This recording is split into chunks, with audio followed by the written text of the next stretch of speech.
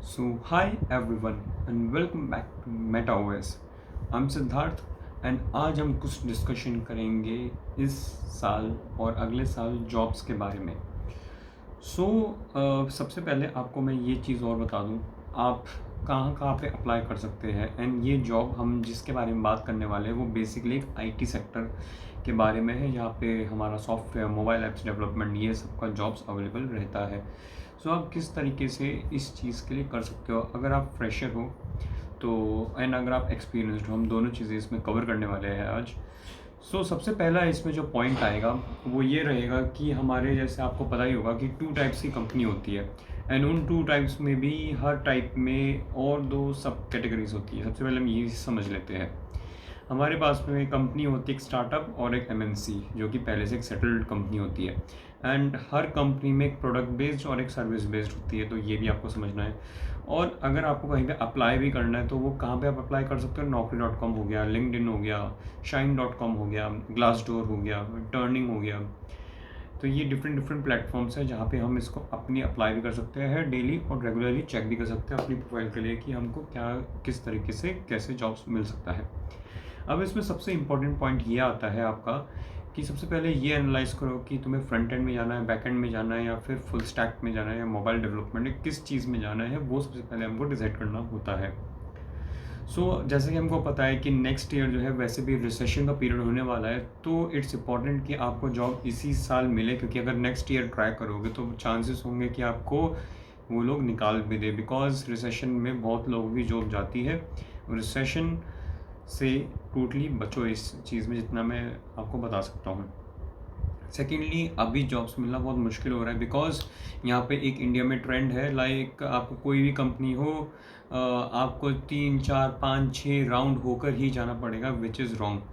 हर एक इंटरव्यू में 3 से 5 राउंड होते हैं, उसकी क्या नीड है? क्योंकि आप सोचो, अगर आप एक्सपीरियंस बंदे हो और आपका टेक्निकल बैकग्राउंड है, अगर आपका फर्स्ट राउंड ही लगभग आपका फर्स्ट राउंड ही 1 घंटा, 1.5 घंटा, 2 घंटे का होता है, तो हर एक इंटरेस्टेड और हर एक सीरियस जो एम्प्लॉयर होता है उसको पता चल जाता है कि इसकी क्या परफॉर्मेंस होने वाली है। उसके बावजूद वे लोग आपके 15 दिन, 1 महीना पूरा वेस्ट कर देते हैं, और लास्ट में जाके बोलेंगे, sorry but you are not selected, we are going with another candidate. भले ही आपका कैसा भी परफॉर्मेंस रहा हो। इसका मेन रीज़न क्या है? क्योंकि आप आजकल ये देखिए, कोरोना के बाद से जो भी रिक्रूटमेंट प्रोसेस है उसमें मोस्टली होता क्या है, सारे के सारे जितने भी ये ऑनलाइन पोर्टल्स हैं जहाँ पे आप जॉब के लिए अप्लाई कर सकते हो, वे लोगों के पास में पेड सर्विस भी होती है। अगर वे लोग, अब बहुत से लोग जो है पेड सर्विस अगर लेते हैं तो उनकी प्रोफाइल ज़्यादा बूस्ट होती है, और उनके टाइप्स होते हैं डिफरेंट कंपनीज से, और वो ज़्यादा चांस और ज़्यादा परसेंटेज में रहते हैं जॉब लेने के। सेम प्रोफाइल के लिए भी, जैसे मैं बोलता हूँ फ्रंट एंड के लिए एक कंपनी में 100 एप्लीकेंट्स निकले, और आपने नॉर्मल सर्विस में, वो लोग पेड सर्विस में है, तो उनको ज़्यादा बूस्ट, उनको ज़्यादा प्रेफरेंस मिलता है, बिकॉज उनके वहाँ पे उन्होंने एक प्रीमियम पे किया है। इसमें रियल टैलेंट जो भी कुछ है, भले ही दोनों के टैलेंट सेम हो एक लेवल में, लास्ट वाले राउंड में जाके, पर प्रेफरेंस उसको मिल जाएगा, और आपका जो है वो 15 दिन वेस्ट हो जाएंगे। ये एक मेंटेलिटी सब जगह चल रहा है, पर अगर आप बाहर के किसी कंपनी में देखते हो तो वो रियल आपके टैलेंट पे और रियल आपका क्या स्किल्स है उसके ऊपर ज़्यादा फोकस करता है, तो वो उनके ज़्यादा से ज़्यादा 2 राउंड या फिर 1 राउंड में भी उनको पता चल जाता है कि क्या परफॉर्मेंस है, और आपको उसी हिसाब से जॉब ऑफर हो जाती है। This I think in India this is a big scam, because इतने राउंड्स की ज़रूरत ही क्या है? 1 technical round, 2 technical round, 3 technical round, और सबसे इंपॉर्टेंट जो इंटरव्यू में वो लोग क्वेश्चंस पूछते हैं वो कभी लेना देना नहीं होता उसका किसी भी प्रोजेक्ट से। और बहुत से सारे सर्विस बेस्ड कंपनी से तो आप बच के रहना, बिकॉज अगर वो आपको ले भी लेंगे, वो बल्क हायरिंग करते हैं, अच्छे अच्छे पैकेजेस लेके आपको अट्रैक्ट कर लेंगे, और फिर 1 महीने बाद आपको जो है वो टाटा बाय बाय भी कर देंगे, बिकॉज क्लाइंट वो स्टार्टिंग में ले लेते हैं, रिसोर्सेज अपने पास में इकट्ठा कर लेते हैं, फिर वो इंटरनल भी इंटरव्यूज़ चलते हैं कंपनी में, हर एक क्लाइंट के पास में सेलेक्ट नहीं होते तो आपको निकाल ही देते हैं वे। तो इन सब चीज़ों से बचो, सारी चीज़ें पहले ही क्लैरिफाई कर लो जहाँ पे भी आप इंटरव्यू दे रहे हो, सो एंड सो कंपनी में।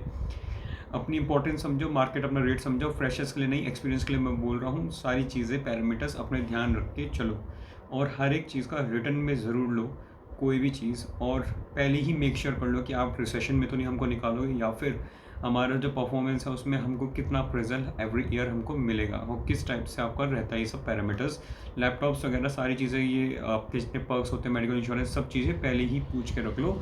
टाइमिंग्स फ्लेक्सिबल है नहीं है काम करने की वो कर लो। रिमोट वर्क और लोकेशन वो टोटली आपके ऊपर, आपको किस टाइप से चाहिए। एंड ऑल्सो जो लोग फ्रेशर्स है, कॉलेजेस अच्छे हैं तो तुम्हारे पास में कैंपस सिलेक्शन आएंगे तो तुम उसी में डायरेक्ट अप्लाई कर सकते हो और तुम्हारे इंटरव्यू का भी थोड़ा सिंपल रहता है, बिकॉज कॉलेज में फ्रेशर्स को इतना डायरेक्ट बर्डन नहीं आता इतने सारे राउंड्स का। पर फ्रेश एक्सपीरियंस का मुझे समझ में नहीं आता है कि हमने इतने साल 4-5 साल 6 साल 7 साल काम भी किया, उसके बाद भी हमको अपना वर्थ प्रूव करने के लिए 5-5 4-4 राउंड्स में जाना पड़ता है।